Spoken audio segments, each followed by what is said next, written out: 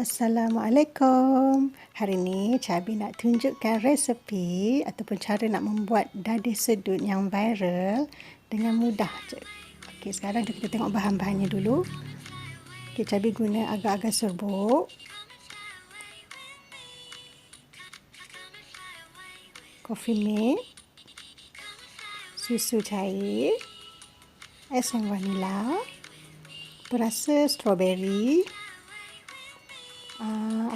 2/3 cawan gula pasir dan juga 1 liter air. Okey, ni 500 je. Kita akan masukkan 2 kali ganda lah. Kita nak guna 1 liter air. Okey, jom kita tengok proses pembuatannya. Okey, kita masukkan 1 liter air.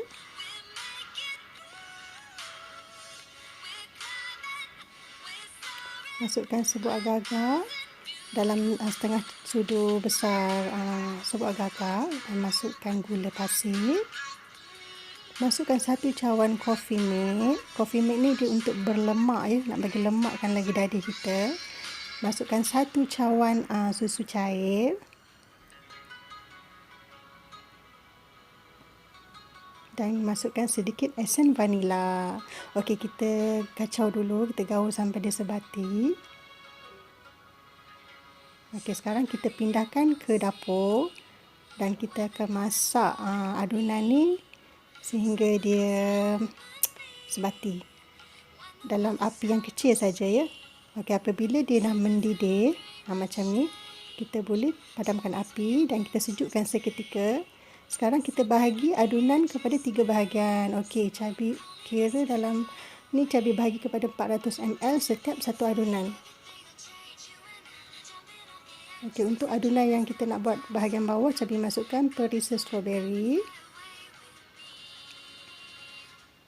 Sebab kita nak buat 3 layer kan.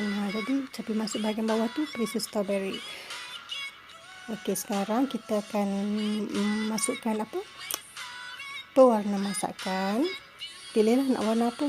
Cabi pilih warna pink sahaja supaya yang kita tahu itu perisa strawberry. Dan kita ambil botol dan kita masukkan ikut padasan kita nak.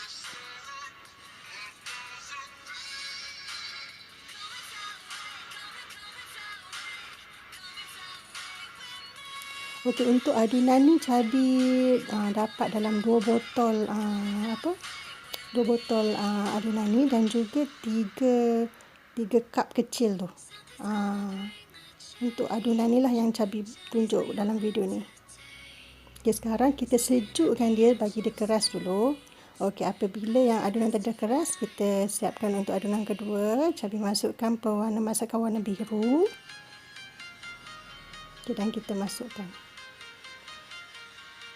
Begitulah step seterusnya. Cabi guna pewarna masakan warna kuning dan kita tuang. Pastikan betul-betul kerasnya. Kalau tak keras nanti dia akan bocor. Macam Cabi ni, dia tak sempat nak keras tu. Nampak tak? Dia bocor bahagian dalam. Tapi bila tengok-tengok balik, nampak cantik lah pula kan. So Cabi biar je lah. Nampak menarik pula. Macam tu.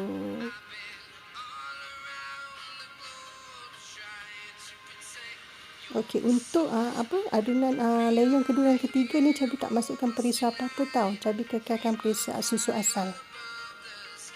Sebab kita dah ada perisa strawberry, jadi Cabi tak nak nanti kita punya dadih tu rasa macam banyak sangat perisa kan, jadi dia tak sedap. Jadi kita biarkan 1 perisa saja. Okey, ini adalah hasil yang kita buat.